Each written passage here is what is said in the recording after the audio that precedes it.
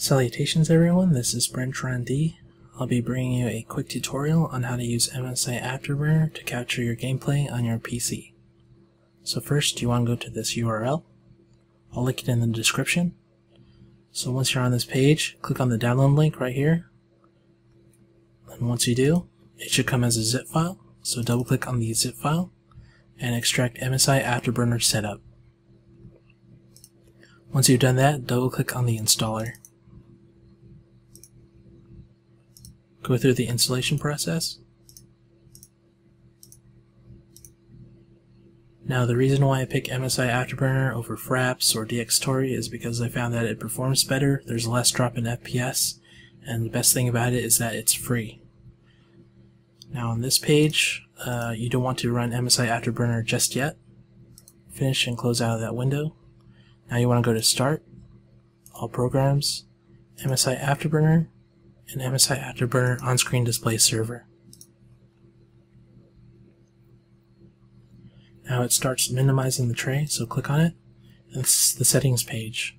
For settings, you want to start with Windows, leave that to off, on-screen display, leave that to on, detection level, leave that to high, stealth mode, turn that on, display support, on, rendering mode, leave that to vector 2D, and for the rest, it's just up to your preference. You can leave the zoom, the position of the OSD. I just leave all that stuff to default. Now down here at the bottom, show on statistics, make sure that's clicked to on, so you can show the statistics during recordings. Now you're done here with these settings, you can minimize this window. Now go back to Start, All Programs, and MSI Afterburner.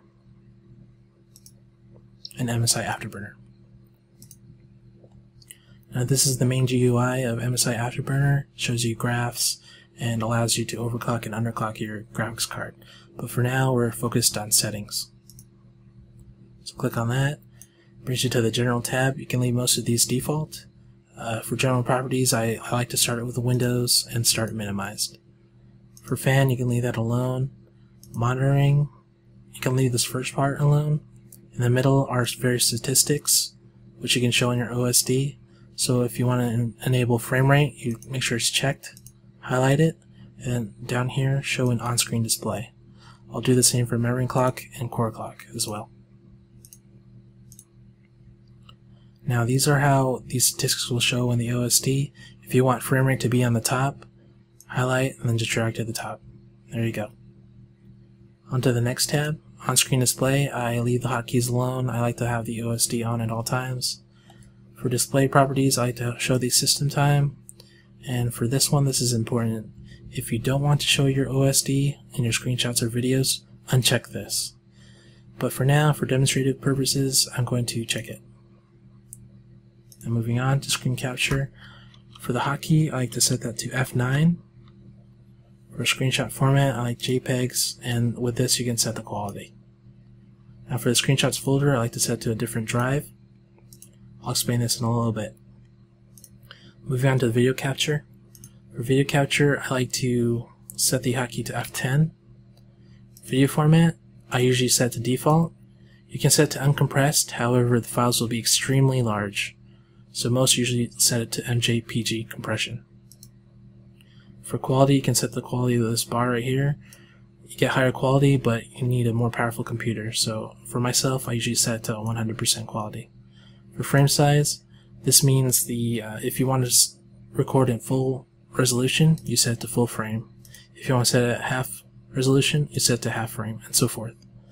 You can even set the dimensions. For example, 16 by 9 720p, which is usually what I set it at. For frame rate, I usually set it at 30 FPS.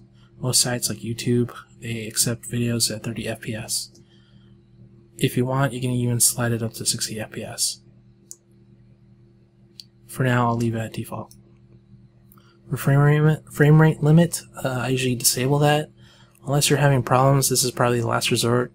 You can try playing with this bar, but for now, I'll just set it to disabled. Enable gamma correction, I leave that disabled or unchecked. It actually uses more of your computer's processing power if you leave that on. For videos folder, again, I'm going to set it to a different hard drive.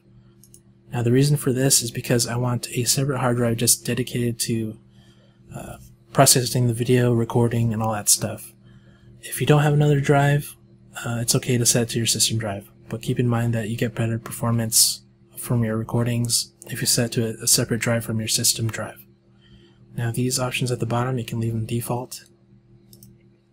Profiles tab, you can leave that alone. Same with the user interface. So now you're all done, and you can press OK and minimize MSI Afterburner. There's some sample footage of Midnight Club 2 for the PC.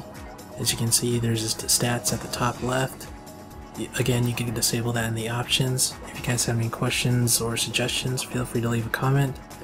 And thanks for watching. Enjoy the rest of the video.